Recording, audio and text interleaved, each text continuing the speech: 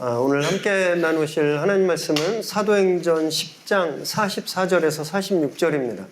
사도행전 10장 44절에서 46절. 함기방에 보시면 말씀 카드가 다 올라가 있습니다. 저와 여러분이 한 절씩 우리 교대로 읽으시겠습니다. 베드로가 이 말을 할 때에 성령이 말씀을 듣는 모든 사람에게 내려오시니 베드로와 함께 온 할례 받은 신자들이 이방인들에게도 성령 부어주심으로 말미암아 놀라니 이는 방언을 말하며 하나님 높임을 들음이러라. 아멘. 오늘 우리에게 주시는 하나님의 말씀입니다. 제가 전에 교회에 있을 때 함께 사역했던 분이 한 분 계신데요. 아마 개인적으로 제가 만나본 분 중에 돈이 제일 많은 분이 아닌가 그런 생각이 드는 분입니다. 이름만 대면 아는 국내 1, 2위 하는 우유회사 창업주의 아들이에요. 2세예요. 뭐 재벌 2세라고 말해도 될 정도로. 근데 보통 다른 기업들은 재벌 2세, 3세 별로 실력 별로잖아요. 근데 이분은 실력도 굉장히 좋으십니다. 젊으셨을 때 집안 도움 없이 친구들이랑 예스24 공동 창업했습니다. 그래서 아주 엄청난 가격에 매각하고 또 그거를 시드머니로 해서 한때 SNS에 굉장히 핫플레이스로 이름난 식당의 체인점의 오너가 되기도 하셨어요. 너무 부럽지 않으세요? 와, 그런 삶은 어떤 삶일까? 그 집에 한번 10만 가봤는데 끝내줬습니다. 네. 이런 집 문간에서만 살아도 좋겠다 싶을 정도로.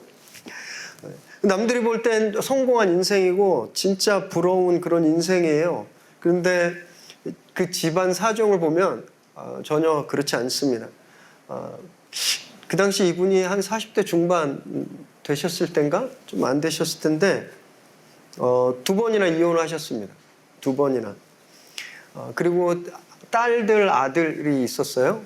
근데 이 딸들이 너무 불안해요. 막 만나서 대화하면 눈동자를 맞추지 못하고 너무 불안하고 대화가 튀고 우울증도 굉장히 심했습니다. 아들은 더 위험했어요.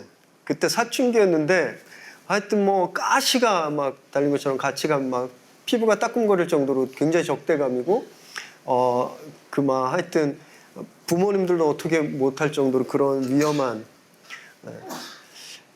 남들이 볼 때는 너무 성공한 인생이고 재주도 많고 부러운데 실제 그분은요 너무너무 괴로운 삶을 살고 계셨더라고요.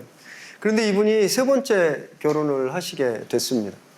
네, 근데 이 결혼하신 분이 신앙이 굉장히 좋으신 분이었어요. 어려움이 많으신 분이었는데 신앙으로 그 시간을 이겨내시고 이분과 결혼하신 거예요. 그래서 이분이 이 아내 되시는 분이 계속 교회 나가자고 교회 같이 가자고 계속 설득해서 이분이 교회 나오기 시작했습니다. 근데 이전까지는요 친구들이 교회 가자 그러면 막 욕하고 교회 흉보고 뭐 필요 없어 나를 믿지 내가 뭐 하나님을 믿겠냐 막 이랬던 분인데 이분이 하는 수 없이 교회를 나오시다가 어느 날 예배 때 성령을 받으신 거예요. 예배 중에 막 몸이 떨리고 눈물이 쏟아지고 이런 경험을 딱 하시게 된 겁니다. 그리고 사람이 180도 완전히 바뀌었어요. 그 이후로 새벽 예배를 매일 나오시고 교회에서 하는 모든 양육 프로그램 다 하나도 안 빼놓고 받으시고 선교 가면 선교에 오시고 사역한다 그러면 그 사역에 열심히시고 깜짝 놀랐어요. 그리고 나중에는요 이분이 장로님이 되십니다. 그리고 그 후에는 뜻이 있으셔서 또 교회를 아주 좋은 교회를 개척해서 또 사역을 하고 계세요. 그런데 이 장로님만 변한 게 아니에요. 하도 자녀들이 너무너무 불안하고 힘드니까 제발 와서 예배 드려달라, 아이들 상담 좀 해달라. 그래서 제가 방문했었는데 뭐 대화가 안 됐습니다. 얼마나 적대적인지. 근데 이 녀석들이 어느 순간 교회 나오기 시작하는 거예요. 교회 나오면서 애들이 좀 프렌들리하게 바뀌고 대화도 잘 되고 눈빛도 바뀌고 그래서 한 번은 제가 멘토링 하다가 물어봤어요. 너 도대체 왜 교회 나오게 된 거야? 신기하잖아요. 너 교회를 왜 나오게 된 거야? 이렇게 했더니 얘네들이 뭐라고 했는지 아세요? 아빠가 교회 나가고 변해서 아빠가 교회 다니기 시작하고 변해서 자기도 교회가 궁금해졌대요. 그래서 교회 나오기 시작했습니다. 이 딸들이 얼마 후에 친구를 전도했어요. 그래서 그 친구 세례교육을 시켜달라 그래서 갔는데 많이 보던 분이에요. TV 아나운서가 있네. 그러고 나서 거기서 끝난 게 아니라 스위스에 있는 예수전도단 캠프, DTS 캠프에 1년간 갑니다. 그래서 훈련을 마치고 돌아와서 열심히 직장생활 잘하고 있어요. 그 위험했던 아들은 어떻게 됐는가? 얘도 완전히 바뀌었습니다. 얘가 정말 엄청난 방황을 했었는데 그걸 딱 멈추고요. 공부를 시작했어요. 그래서 지금 미국에서 공부하고 있습니다. 성령님이 한 집안을 완전히 바꿔버린 거예요. 저 그거를 두 눈으로 똑똑히 본 사람입니다. 제가. 저희가 성령의 능력 시리즈 말씀을 시작하면서 지난주에는 한 개인에게 내 삶을 바꾸는 성령의 능력에 대해서 우리가 말씀을 나눴잖아요. 그런데 성령님은요, 한 사람을 바꾸는 데서 끝나지 않으십니다. 그가 속한 공동체, 가정, 일터, 지역을 바꾸시는 거죠. 오늘 본문에서도 그렇게 성령님이 완전히 바꿔온 가정과 공동체가 나옵니다. 말씀을 나누실 때 저와 여러분이 소망하면 좋겠어요. 우리 집도 이렇게 변화되길, 내가 있는 직장도 이렇게 변화되기를, 이렇게 소망을 꿈꾸는 그런 시간 되시기 바랍니다. 44절 우리 함께 읽습니다. 44절. 베드로가 이 말을 할 때에 성령이 말씀 듣는 모든 사람에게 내려오시니, 베드로가 어떤 말을 한다고 했어요. 이 말. 어떤 말을 하고 있는데 성령이 내려오셨습니다. 여기 이 사도행전 10장은 사도행전 중에서도 바울의 회심 사건만큼이나 굉장히 중요한, 어떻게 보면 교회의 역사적으로 볼 때 정말 중요한 그런 본문이 사도행전 10장인데 배경을 간략하게 설명드리자면요. 저희 한 2년 전에 사도행전 시리즈가 했는데 그 기억이 떠오르실 거예요. 가이사랴라고 하는 지역에 고넬료라고 하는 로마 백부장이 있었습니다. 그는 경건한 사람이었고 하나님을 예배하는 사람이었고 또 기도하는 사람이고 늘 선행을, 자선을 베푸는 사람이었어요. 근데 그가 어느 날 천사로부터 환상을 보게 됩니다. 천사가 그에게 나타나서 욥바에 있는 베드로를 초청해라 이렇게 명령해요. 그래서 고넬료가 즉시 자기 부하들을 욥바로 보냅니다. 그런데 한편 그때 베드로가 욥바에 있을 때 기도하는데 환상을 보게 되죠. 갑자기 하늘에서 음식 바구니가 내려오는데 봤더니 도저히 먹을 수 없는, 율법에서 먹지 말라고 하는 부정한 짐승들이 가득 있는 거예요. 음성이 들립니다. 이걸 먹어라. 그래서 베드로가 저는 못 먹습니다. 어떻게 이렇게 부정한 것을 먹습니까? 그랬더니 이런 말씀을 듣죠. 내가 깨끗하게 한 것을 왜 네가 부정하다고 하느냐? 이런 환상을 3번을 봅니다. 그리고 베드로가 고민에 빠졌어요. 이게 도대체 이게 무슨 뜻일까? 왜 먹으면 안 되는, 율법에 먹지 말라는 음식을 먹으라고 했고 하나님이 왜 이걸 깨끗하게 하셨을까? 고민하고 있을 때 고넬료가 보낸 사람들이 온 거예요. 그래서 아하! 깨닫게 됐습니다. 이것이 하나님이 나에게 부정하다고 하는 그 이방인 집에 방문하라는 뜻이구나. 그래서 가이사랴로 베드로가 떠나게 되죠. 고넬료가 자기 집에 친척들과 친구들을, 가까운 친구들을 모아놓습니다. 그리고 베드로를 기다려요. 그리고 베드로가 오니까 자기가 어떤 경험을 했는지를 이야기하는 거예요. 자기 꿈 이야기를. 베드로가 여기서 깨달아요. 하나님 나를 이것 때문에 보내셨구나. 이제 이방인들도 하나님의 자녀가 되었구나. 하나님도 이방인을 받아들이셨구나. 그리고 나서 예수님을 전하기 시작합니다. 예수님이 어떤 분이신지, 또 예수님의 죽음과 부활이 무엇인지, 그리고 예수님을 믿는 자는 죄사함을 받는다. 이 말을 할 때, 그게 오늘 본문이에요. 이 말을 할 때 성령이 그곳에 임한 거예요. 고넬료에 대해서 성경은요, 딱 한 절만 말하고 있습니다. 그가 경건한 사람이고 선행을 하는 사람이고 하나님을 경외하는 사람이다. 고넬료에 대한 자료가 없어요. 그래서 저희는 귀납법적으로 이 고넬료가 어떤 사람인지 좀 추적해 보아야 합니다. 로마 백부장이라 그랬잖아요. 백부장. 백부장은 약 80명에서 100명을 지휘하는 장교입니다. 우리나라 군대 계급으로 보면 대위, 중대장 정도 돼요. 우리나라 중대가 한 120명 정도 되니까. 그런데 우리나라 중대장은 진짜 완전 핫바지입니다. 그런데 로마 백부장은 권한이 어마어마하게 막강했어요. 로마 병사들이요, 직접 뽑았습니다. 자기들이 투표해서 백부장을. 왜냐하면 로마 군대는 백인대 단위로 전투에 나갔어요. 이 백인이 서로 목숨을 서로 걸어야 되는 군대 조직이었습니다. 전투 조직. 근데 자기들을 통솔할 사람 아무나 세울 수 없잖아요. 그래서 자기들 중에 가장 리더십이 있고 가장 전술에 밝고 내 목숨을 맡겨도 되는 사람을 선출해요. 그 사람이 백부장인 거예요. 로마 군인들한테 얼마나 많은 신뢰를 얻고 있는지 아시겠죠?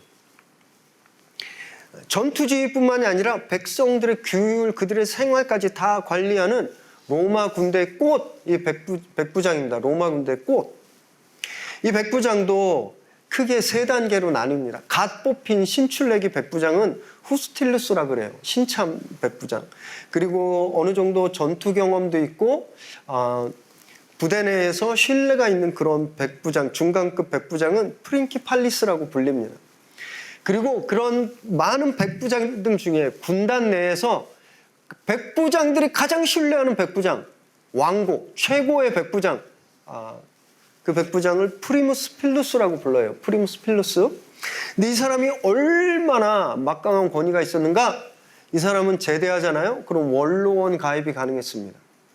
로마의 원로원은 지금의 우리나라의 의회, 국회 같은 또는 대법원 같은 그런 최고 기관이었는데, 이 프리무스 필루스로 로마의 백부장 중에 최고의 권위 있는 그런 인정받은 분이 은퇴를 하면 원로원 회원이 되는 거예요.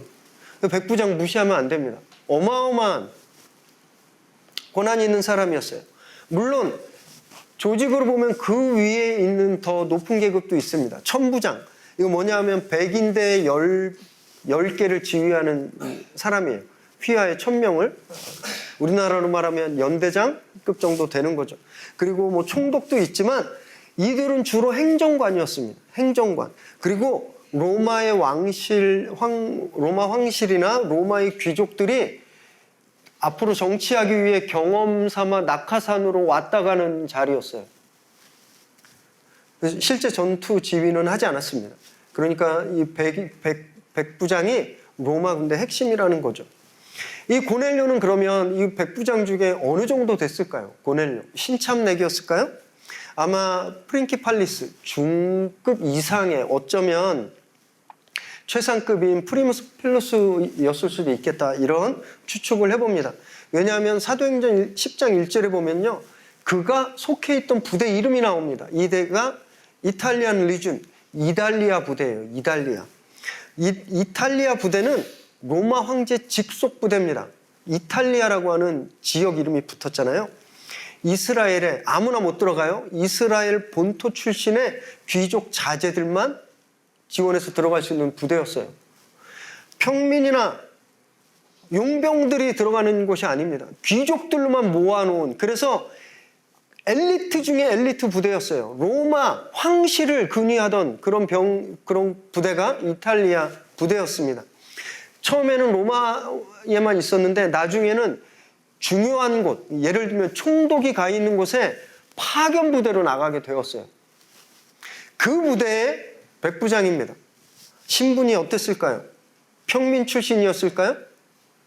이 고넬료도요, 아주 높은 신분이었을 겁니다. 어쩌면 황실의 친인척이거나 가장 명망 있는 가문의 그런 식구였을 거예요. 베드로가 지금 그 사람 집에 가서 설교한 거예요. 설교. 그 사람 집은 유대교와 완전히 달랐을 겁니다. 아마 로마의 귀족 집을 그대로 다 옮겨온 그런 집이겠죠. 거기 사는 사람들은 옷은 어떤 옷을 입고 다녔을까요? 로마 귀족들이 입는 옷을 입었겠죠. 음식들, 거기에 쓰는 집기들 다 로마의 귀족들이 쓰는 그런 것이었을 거예요. 우상도 있었을 겁니다. 그런데 그곳에서 베드로가 설교하니까 성령이 내리신 거예요. 그런데 이 내려오는 것도요, 뭐 성령이 우아하게 이렇게 선녀가 이렇게 너플너플 내려오는 그런 거 아닙니다. 이 내려오다라는 단어를 제가 원어로 한번 읽어드릴게요. 어떤 느낌이 나는지 보세요. 에페페센, 로보캅2 이런 것처럼 막 거칠고 침 튀기고 싸나운 그런 느낌이 나잖아요. 이 그런 뜻입니다. 성령이요, 갑자기 꽝 하고 내린 거예요. 소낙비 내리듯이 꽉 내려버린 겁니다. 급하게. 놀라운 일이 일어났죠. 아무것도 안 했어요. 뭐 주여 삼창하고 막 기도하지 않았습니다. 금식하면서 성령을 달라고 기도하지 않았어요. 베드로가 무엇만 했죠? 말씀을 선포했습니다. 예수님이 누구이신지, 예수를 믿으면 구원을 얻는다는 복음을 선포하니까 갑자기 거기에 급하게 성령이 임한 거예요. 거기가 유대인의 집이든 이방인의 집이든, 거기가 평민의 집이든 귀족의 집이든 상관없습니다. 어디든 말씀이 선포되면 성령이 급하게 임하는 거예요. 말씀 묵상하는 애들 막 가슴이 뜨거워졌어요. 우와, 너무 놀랍겠다. 여러분, 저희가 지금 40일 함성과 40일간의 함성, 우리 지금 40일 특세하면서 계속 성경 말씀을 입으로 직접 읽고 있잖아요. 함께. 저희는 아직 이렇게 뭐 장기적으로 저희가 일정하게 쓸 수 있는 장소가 없어서 한 달은 1월 한 달은 우리 복샘학원 학원에서 모여요. 거기 오프라인으로 4명 또는 3명, 5분 이렇게 아침에 모여서 저희가 현장에서 읽고요. 줌으로 들어오시는 성도님들은 어쩌면 집에서 줌으로 성경을 읽으시는 분도 계시고 아니면 출근하면서 읽으시는 분도 계실 거예요. 로마 귀족의 집에 말씀이 선포될 때 성령이 임했다면 우리가 있는 곳에 성령이 임하지 못할 이유가 아무것도 없는 거죠. 갑자기 상상이 되는 거예요. 복샘학원에서 성경을 읽는데 갑자기 급하게 임하는 성령을 우리가 체험하는 그런 상상을 해봤습니다. 잠자리에서 침대에서 일어나서 비스듬히 성경을 읽다가 갑자기 성령 받는 성도님들을 생각해 봤어요. 출근하면서 출근길에 성경을 읽다가 갑자기 성령을 받는 우리 성도님들을 생각해 봤습니다. 가슴 뛰지 않으십니까?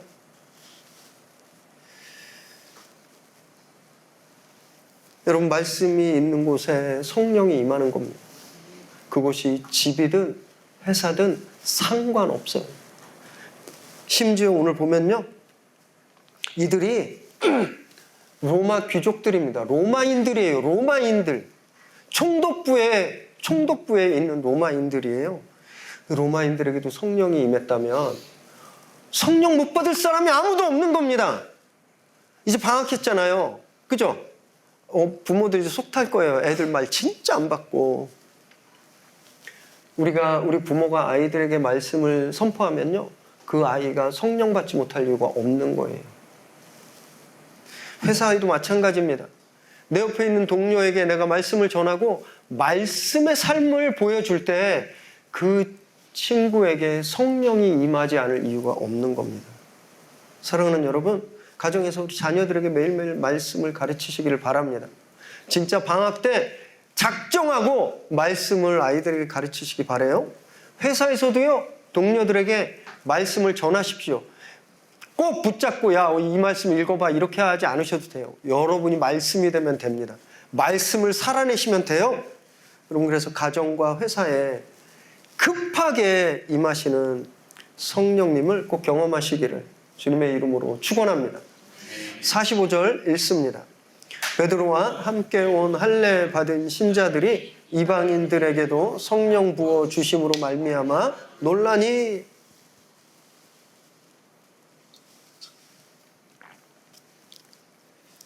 갑자기 성령이 그 집안에 있는 사람들에게 임하니까 베드로와 함께 온 사람들, 구체적으로 여기 보면 할례 받은 신자들이라고 누가가 따로 써놨거든요.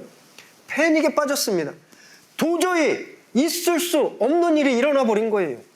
여태까지는 유대인들, 즉 할례 받은 사람들만 성령 세례 받았습니다.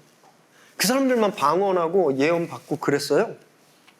그런데 이 로마 귀족들이 성령을 받은 겁니다. 베드로도 이거 상상도 못했을 거예요. 성령님이 시켜서 온 것 뿐이잖아요. 그래서 그냥 자기는 예수님만 전하고 가면 된다고 생각했을 겁니다. 그런데 바로 눈앞에서 성령이 임하는 사건을 보니까 더 이상 놀랄 수 없을 만큼 놀란 거예요. 여기 누가가 할례받은 자들도 함께 놀랐다고 적어놓은 이유가 있다 그랬잖아요. 사도행전 11장 12절에 보면 이 할례받은 베드로와 함께 있는 이 할례받은 사람들이 6명이에요. 이들이 요빠에서 베드로와 함께 떠났습니다. 그럼 베드로까지 몇 명이에요? 7명. 로마 귀족네 집에 7명의 유대인이 있는 거예요. 7은 성경에서 굉장히 특별한 숫자라 그랬잖아요. 완전한 숫자예요. 이방인들에게 성령 사건이 일어났다는 것을 이들이 완전하게 증거하고 있는 겁니다. 증인 역할을 하게 되는 거예요. 실제로 이것처럼 나중에 베드로가 이 고넬료 집에 있는 것 때문에 예루살렘 교회에 가서 징계위원회 회부됩니다. 그래서 막 비난을 당해요. 어떻게 네가 무할례자 집에 가서 먹고 자고 할 수 있느냐. 이때 하나님께서 이방인들에게 복음을 열어놓으셨다는 것을 이 7사람이 증거하게 되는 거죠. 한때 교회 안에요, 이 세상과 분리하자 이런 운동이 굉장히 팽배했습니다. 개신교 초기에 선교사님들이 왔을 때 교회는 늘 세상 속에 있었어요. 농민들과 함께 있었고 여성분들과 함께 있었고 글을 모르는 사람들과 함께 있었습니다. 그래서 선교사님들이 뭐 했어요? 학교 만들고 병원 만들고 아이들 가르쳤습니다. 그 일환으로 한국교회만 있는 굉장히 좋은 전통, 금주, 금연. 외국 가면 담배 펴도 뭐라고 아무도 안 해요, 교회에서. 우리나라만 안 돼요. 왜 그런지 아세요? 농민들이 농사 지어서 번 돈을 담배 사느라고 다 써버리는 거예요. 그리고 그 당시 전매공사는 다 일본 소속이었기 때문에 그 돈이 다 일본으로 갔습니다. 그래서 선교사님들이 그걸 막은 거예요. 담배 피지 마라, 끊어라, 술 먹지 마라, 노름하지 마라. 왜냐하면 그게 백성들을 다 삶을 갉아먹고 있었기 때문에. 한국교회는 처음에는 세상 속에 있었어요. 그러다가 6.25를 겪고 사회의 격변기를 겪으면서 세상과 서서히 담을 쌓기 시작했습니다. 세상은 위험한 곳이고 세상은 죄가 많은 곳이야. 그래서 우리는 거기 가면 안 되고 교회로 모여야 돼. 그래서 교회에 맨날 부흥 집회하고 예배하고 성경 공부 만들고 그래서 성도들을 다 교회 안에서만 있게 했습니다. 그래서 교회는 조금 더 커지긴 했는데 굉장히 심각한 부작용이 일어나기 시작했어요. 교회에서는 굉장히 유능한데 교회 밖에만 가면 무능한 신앙인들이 많아지는 거예요. 교회에서는 굉장히 훌륭한 장로님이고 굉장히 훌륭한 권사님인데 집에만 가면 폭군이 되고 싸움꾼이 되는 겁니다. 교회에서는 아주 열심히 하는 청년이에요. 순종도 잘하고 교회 일 너무너무 잘해요. 근데 얘가 회사만 가면 그렇게 무능할 수가 없는 거예요. 일도 못하고. 사람들이 가까이 하기 싫어하는 이런 이상한 신앙인들을 만들어내기 시작한 거예요. 교회 안에서 성령을 받았어요. 부흥회하고 예배하고 집회하면서 성령을 받았는데 이상하게 교회 문 열고 나가면 그 성령의 능력이 없어져 버리는 거예요. 지금도 이런 일들이 계속되고 있습니다. 그래서 교회 다니는 사람이 계속 줄어들고 있는 거예요. 10년 전에 통계조사에서 한국 개신교인이 800만에서 1000만이라 그랬습니다. 작년 얼마인지 아세요? 300만이래요. 그런데 그것도 많이 잡은 숫자라고 하는 거예요. 실제는 200만 겨우 된다고 하는 겁니다. 말이 된다고 생각하십니까? 10년 사이에 4배나 줄었어요. 그것 때문에 그래요. 세상에서 너무 무능하니까 우리를 보고 교회 오고 싶어 하는 마음이 없는 거예요. 교회 가면 저 사람처럼 될까 봐. 애들이 집에서 맨날 싸우는 엄마 아빠 보고 교회 다녀도 저러네? 교회 안 가는 겁니다. 패러다임을 완전히 바꿔야 돼요. 여러분, 우리 이 패러다임 완전히 바꿔야 됩니다. 교회와 집 중에 어디가 더 중요하다고 생각하세요? 교회와 여러분 회사 중에 어디가 더 중요하다고 생각하세요? 한 반반쯤 되는 것 같아요. 제가 군대 이야기를 하면 더 쉽게 대답하실 수 있는데요. 휴전선 안에 비무장지대 매일매일 수색하는 수색병과 저 대전쯤에 있는 후방에 사단본부에서 서류 업무하는 행정병이랑 누가 군기가 더 바짝 들었을까요? 네? 누가 바짝 들어요? 행정병이요? 군기 바짝 들어서 막 노트할까요? 수색병이에요. 걔는 군기가 칼처럼 서 있습니다. 왜 그런지 아세요? 매일매일 지뢰밭을 걸어야 되잖아요. 매일매일. 그리고 언제 적군을 만날지 모르는 거예요. 그러니까 어떻게 해요? 훈련을 강하게 하겠죠. 세게 하겠죠. 긴장하겠죠. 한순간도 딴 생각 못 하는 거예요. 이것과 마찬가지입니다. 여러분, 교회는요, 후방이에요. 여긴 다 천사 같은 성도들이 있어요. 사이 나빠도 참아줄 수 있죠. 나한테 해 끼치는 사람 없어요. 좋은 소리만 들어요. 제가 욕하는 거 들어보시면 계세요? 설교할 때? 아무도 안 계시잖아요. 좋은 말 쓰려고 되게 많이, 원래 좋은 말 쓰는 사람이지만 설교할 땐 특히 권위 있는 말, 이런 말 쓰려고 노력하잖아요. 근데 여러분 회사 가면 이런 말 듣나요? 평안하십니까? 이런 말 듣습니까? 야, 너 왜 이렇게 늦게 왔어? 너 또 반차 내려고? 이런 말 들으시잖아요. 교회에서는 실수하면 괜찮아요, 제가 할게요, 이런 말 듣지만 회사에서 실수하고 잘못하면 무능하다는 소리 듣잖아요. 여러분의 지뢰밭은요, 세상에 있는 거예요. 여러분의 가정이 여러분의 지뢰밭이고 회사가 여러분의 전쟁터입니다. 그곳에선 잘못하면 총 맞아 죽는 거예요. 어디가 더 중요하겠습니까? 어디에서 정신을 더 바짝 차려야 하겠어요? 집이고 회사죠. 패러다임은 완전히 바꿔야 돼요. 교회에서 정신 바짝 차리고 교회에서 뭘 하는 것도 중요하지만 교회에서 하는 것보다 수십 배, 수백 배 전쟁터에서 더 긴장해야 되는 겁니다. 성령의 능력이 어디에 더 필요하겠습니까? 성령이 어디에 임해야 되겠습니까? 전쟁터에 임해야 되는 거죠. 그래서 지금 고넬료의 집에 성령이 임한 거예요. 복음이 이제 유대인들의 울타리를 넘어서 이방 세계로 가야 되는 겁니다.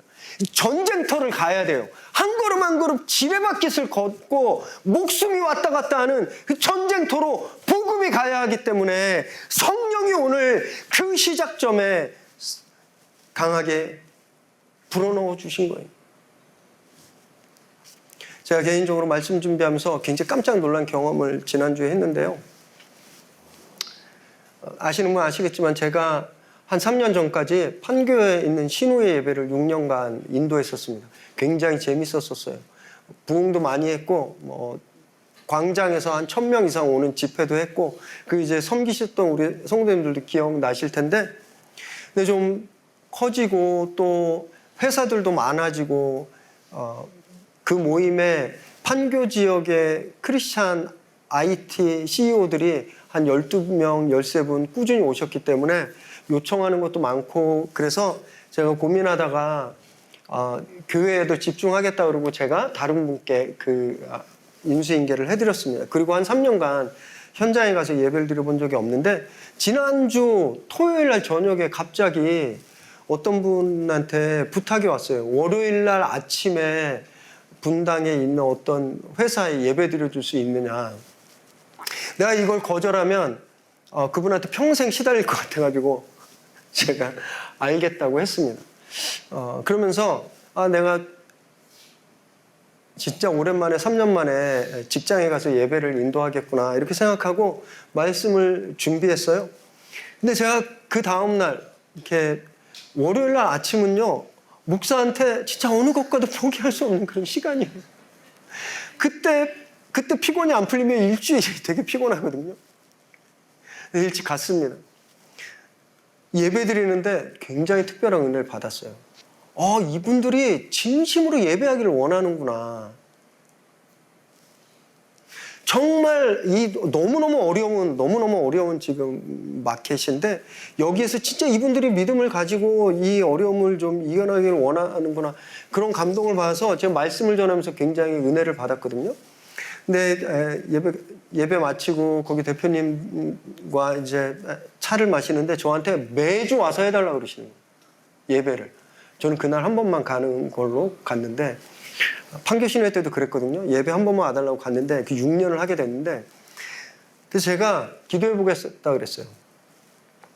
기도하다가 이렇게 아시다시피 저희 교회도 이제 변화가 많은 시기잖아요. 그래서 매주 월요일마다 와서 예배하는 거는 조금 너무 힘들 것 같아서 매월 첫 주 월요일 한 번씩 매월 첫 주 예배 드리겠다라고 그렇게 말씀을 드렸어요. 그러고 나서 참 신기하다 했는데 오늘 본문을 보니까 최전선의 성령을 부어주시는 이 사건을 보면서 진짜 깜짝 놀랐습니다. 하나님이 이걸 원하시는 거구나. 그 전쟁터, 거기에서 믿음을 지키려고 하는 그 전쟁터에 하나님이 나를 통해서 말씀을 선포하고 하나님이 거기 성령을 부어주시려고 하시는구나. 그걸 깨닫고요. 너무 가슴이 설렜습니다. 또 우리 성도님들도 이런 현장에서 매일매일 일하고 믿음을 지키시는구나. 이걸 생각하니까 가슴이 뜨거워졌어요. 여러분 계신 곳에 성령의 능력을 사모하시기 바랍니다. 여러분 집, 여러분 일터 거기가 최전방이에요.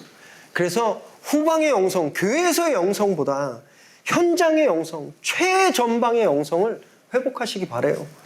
그래서 오늘 베드로가 할례자들이 깜짝 놀랐잖아요. 그들이 성령 받는 걸 보고 제가 올 한해 여러분들의 가정을 보고 여러분들의 일터를 보고 깜짝 놀라는 일들이 매일매일 일어나게 되기를 정말 간절히 소망합니다.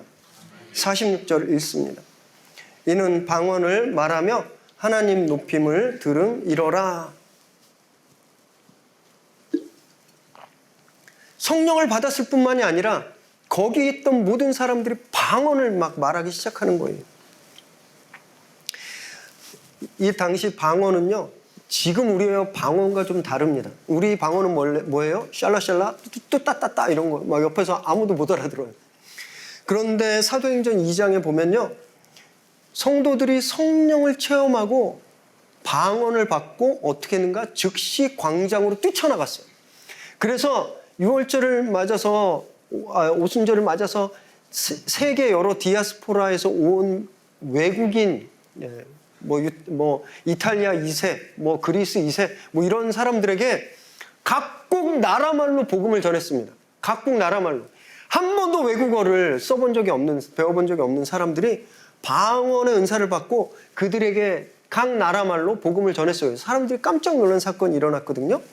처음에 방언은 외국어였어요. 왜냐? 복음이 세계로 뻗어나가야 되고 지금 그 6월절 기간을 오순절 기간을 맞아서 많은 사람들이 세계 각처에서 왔기 때문에 하나님이 급하신 거예요. 그 사람들에게 빨리 복음을 선포하고 싶으신 거예요. 그래서 언어의 능력을 방언을 통해서 외국어 능력을 주셔서 그걸 복음을 전하게 하셨거든요. 그런데 시간이 점점 지나면서 외국어 능력이 점점 사라져 갑니다. 그리고 신비의 영역만 남아요. 이게 무슨 말이냐? 방언으로 하면 못 알아듣는다라는 거예요. 심지어 방언하는 사람도 무슨 뜻인지 몰라요.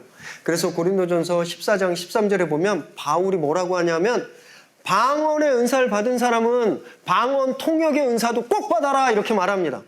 이거 무슨 말이에요? 방언하는 사람도 통역의 은사가 없으면 자기가 하는 말 못 알아듣는 거예요. 신비한 언어로 되어버린 겁니다. 하나님이 주시는 감동의 언어가 되어버린 거예요. 이 방언. 그런데 저는 여기에서 방언을 새롭게 해석해 보기로 했어요. 이 사람들은 지금 로마인들입니다. 로마인들이 방언으로 말하기 시작했다고 되어 있잖아요. 자기들이 이전에는 한 번도 사용해 보지 않은 새로운 말을 하게 되는 거예요. 하고 있는 거예요. 놀랍지 않아 막 이러는데 자기 입에서 다른 말이, 새로운 말이 나오는 거예요. 자기들이 썼던 로마어가 아니라 새롭게 변화된 언어라는 거죠. 그러면 여러분 고넬료가 이 이전까지 사용했던 언어는 어떤 말이었을까요? 고넬료가 일어 썼을까요? 영어? 고넬료 로마 말 썼겠죠. 로마 말 또는 헬라어를 썼을 겁니다. 로마 제국의 언어를 사용했을 거 아니에요. 로마 제국 귀족이고 군대 장교니까. 근데 언어는요, 단지 의사소통하는 도구를 뛰어넘습니다. 그냥 언어는 내 생각을 전달하고 상대방을 이해하는 그것보다 훨씬 더 큰 의미가 있어요. 예를 들면 제가 한국말을 사용하잖아요. 그럼 저는 어떤 나라 사고방식을 갖고 있을까요? 한국 사고방식을 갖고 있습니다. 제 한국말을 쓰면 어떤 나라 음식이 더 입에 맞을까요? 한국 음식이 입에 맞아요. 어떤 문화가 제 문화일까요? 한국 문화가 제 문화잖아요. 언어는 이 모든 것의 총합이에요. 그 나라의 문화와 그 나라의 사고방식과 그 나라의 음식과 모든 것의 총합이 말로 표현되는 겁니다. 이것이 언어예요. 자, 그럼 다시 생각해 보세요. 고넬료가 로마 말을 사용했다라는 건 그의 생각이 어느 나라 생각이라는 걸 뜻해요? 로마 생각.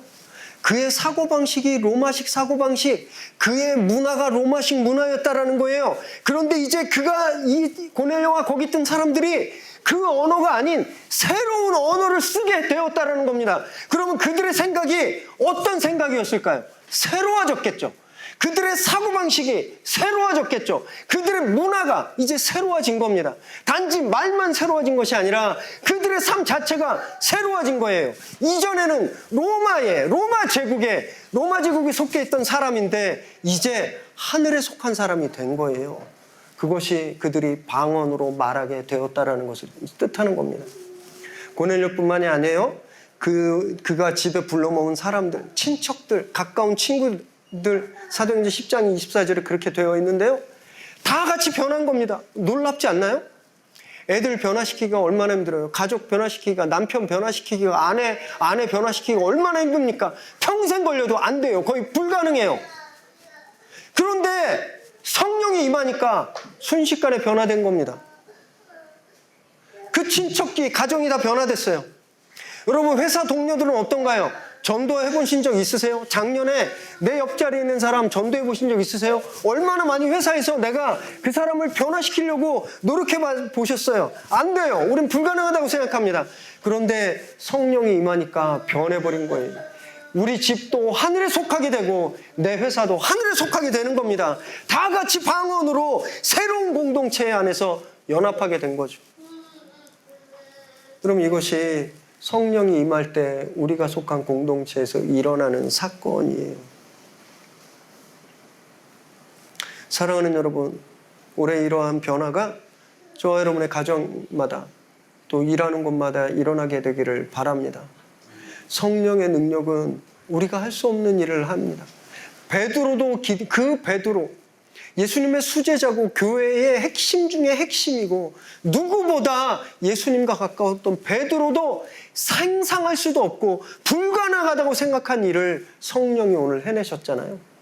이런 일들이 일어나게 되시는 거예요. 여러분, 아이들 때문에, 자녀 때문에 속상하고 가족 때문에 속상하고 근심 걱정하던 그곳, 그래서 내가 맨날 집에서 사용하는 언어는 근심의 언어고 비난의 언어고 너는 왜 이것밖에 안 돼? 당신은 왜 이것밖에 못해? 이렇게 서로 찌르는 그런 언어였는데 성령이 임하시면 새로운 방언으로 말하게 되는 겁니다. 사랑한다고 말하게 되고 당신을 내가 지지한다고 말하게 되고 당신은 할 수 있어라는 격려의 언어로 바뀌게 되는 거죠.